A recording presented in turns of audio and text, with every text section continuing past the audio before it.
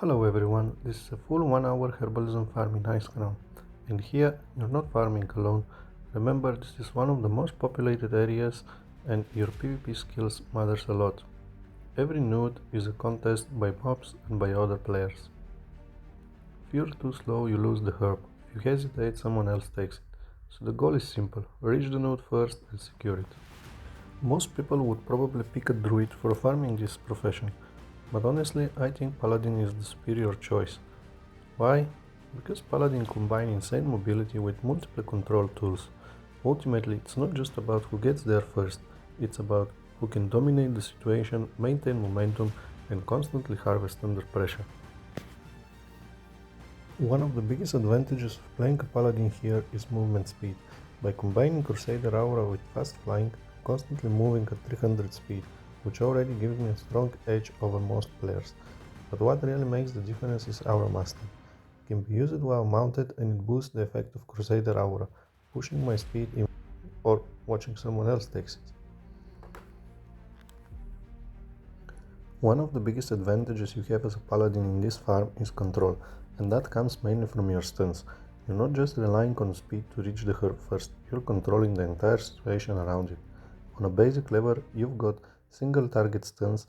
Those are great while dealing with other players or stopping a key mob that might interrupt your gather. When using Holy Wrath, you're not just stopping one target, you're stunning everything around you. This means instead of fighting through multiple mobs, instead of wasting time clearing the area, you instantly create a safe window to act, and timing is everything here. You're effectively using those few seconds of stun as a shield, just enough time to complete the gather before anything can react. By the time the stun ends, you're already done, and you're spending less time fighting, less time hesitating, and more time actually gathering, which is exactly what this farm is all about. It also gives you an edge against other players. If multiple players go for the same herb and mobs are involved, you can instantly neutralize the entire area, giving yourself full control while everyone else is forced to react. That's the difference. It's not just about getting there first, it's about creating the opportunity to gather no matter what's around you. And that's why Paladin is so strong in Icecrown. You're faster, you're safer, and most importantly, you're always in control. One of the most important things in this farm is to know when not to fight.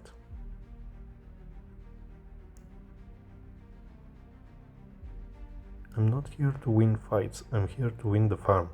As soon as I get the herb, I create a bit of distance, drop combat, mount up, and move on immediately. The faster you reset and get back into the air, the more nodes you can reach, and that's where the real value is. Spending 20-30 seconds in a fight might feel good, but it's almost always a loss in terms of efficiency. A few seconds later I reach the next node and again there is competition.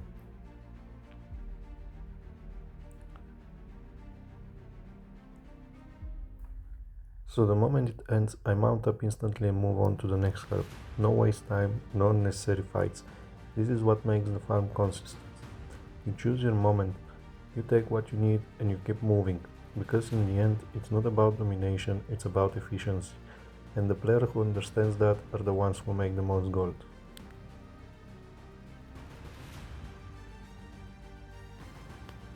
And here is something you will notice during this farm. Even when it comes to friendly players, it doesn't really matter. If someone is busy fighting mobs and herb is right there, I'm taking it. It's not personal, it's just how this farm works. Everyone is competing for the same resources, and timing is everything. You hesitate, you lose it. Simple as that. In a place like Icecrown, it really is every man for himself.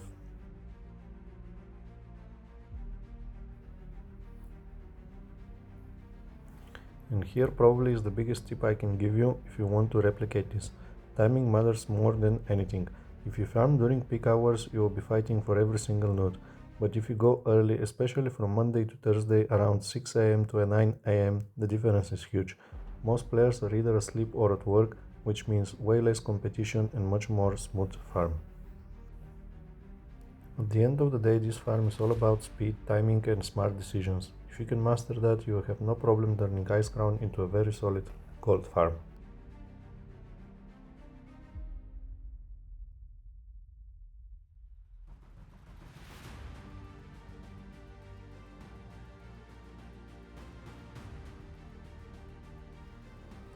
So after 1 hour of farming, the next step is turning these herbs into actual profit, and that's where alchemy comes in.